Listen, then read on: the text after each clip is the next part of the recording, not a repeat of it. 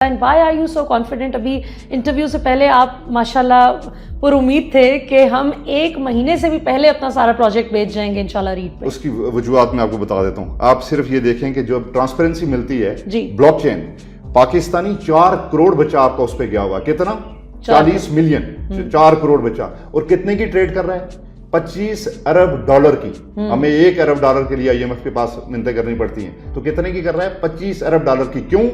کہ انہوں نے سسٹم ڈیموکریٹائز کر دیا. سسٹم کے اندر ڈی سینٹرلائزیشن. انہیں پتہ ہے ہمارا پیسہ محفوظ ہے. اور اس میں لیٹ سے میں پروجیکٹ کرنا جا رہا ہوں تو میرے پاس کوئی اتھارٹی نہیں ہے. جو ہی آپ لیٹ سے کوئی 1 اسکوائر فٹ بھی لیتا ہے اس کا مالک وہ ہو جاتا ہے, وہ مجھ سے ڈی سینٹرلائز ہو جاتا ہے, مجھ سے اس کی پاور ساری وہ لے جاتا ہے. ٹھیک ہے. اس لیے انتہائی خوبصورت اور ٹرانسپیرنٹ سسٹم ہے. اسی لیے پاکستانی یوتھ 80% اس میں انوالو ہے. تو مجھے یہ لگتا ہے کہ اگر کرپٹو کے بجائے اگر آپ ریئل اسٹیٹ کو بیکنگ دے دیں, جیسے ابھی ہاں ریئل ورلڈ ایسٹ پوری دنیا کے اندر ورچولی آپ جو ہے نا اس کو ٹوکنائز کرنے جا رہی ہیں. آپ نے دیکھا ٹرمپ سے لے کے CZ تک سب کی نگاہ پاکستان پہ ہے. اس کی وجہ کیا ہے کہ یہ دنیا کی 8th لارجسٹ جو ہے نا ڈیجیٹل اکانومی بننے جا رہی ہے.